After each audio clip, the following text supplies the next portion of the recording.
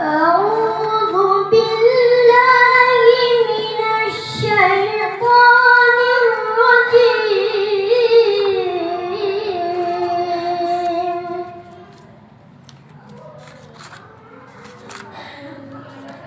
بسم الله الرحمن الرحيم. Apa tuh? Juz berapa? Surah Ibrahim. Ya, juz berapa? Juz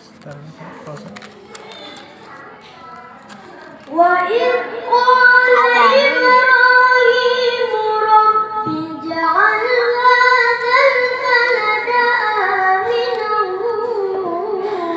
واجنبني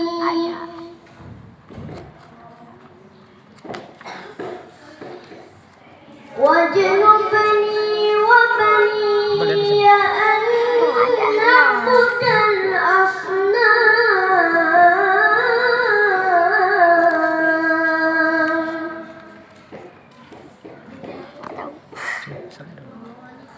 Sini. Rabbi innahunna adlalna katsiran minan nas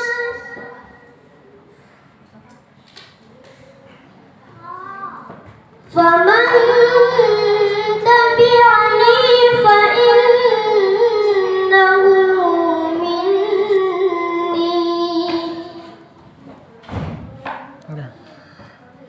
ومن عصاني فإنك غفور رحيم.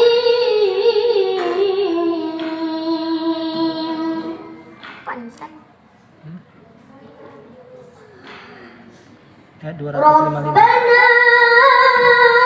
Halaman 255.